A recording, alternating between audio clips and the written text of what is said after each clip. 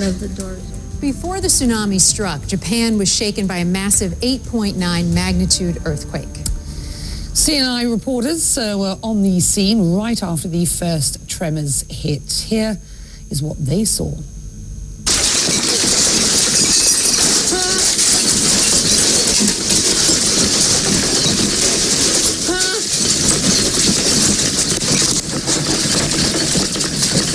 The ground was rolling for an extended period of time. I wasn't exactly sure what to do or where to go. I'd never been prepared for anything like this. My wife and I stood outside and basically held on to the outside of our house. You couldn't even stand up. I mean, literally at the peak of these waves that were washing over the ground, you literally could not stay on your feet. You had to kind of crouch down in a ball or put your back against something so you didn't fall.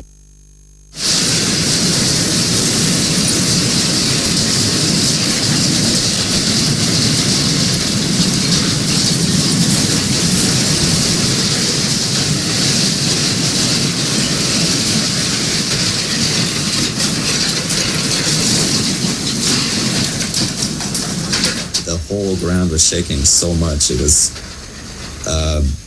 unreal. I can't describe it.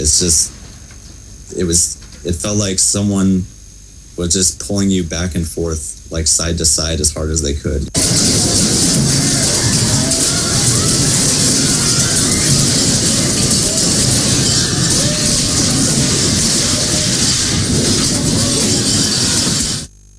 Oh, it just blew up. Woo! Woo!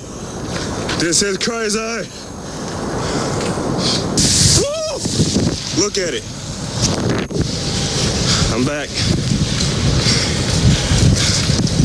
Do y'all see this?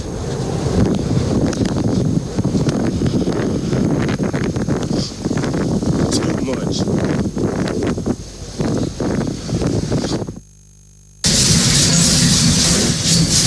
Oh my God. That is the biggest earthquake to date.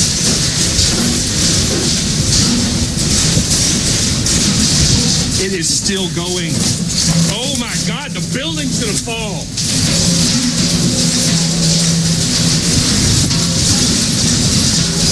But it got considerably worse, so I said, oh, this is the biggest one yet. And then it didn't stop.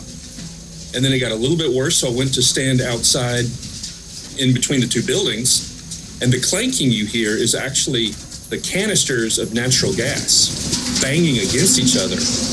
And that's when I said, oh my God, the building is going to fall. I said that just before because it had never made that sound. It sounded like a shotgun or a freight train going off, just boom.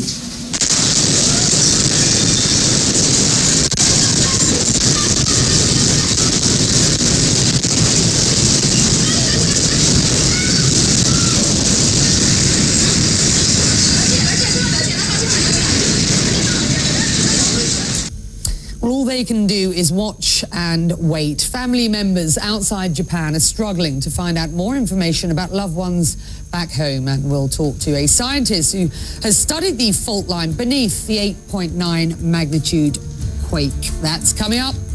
Don't go away.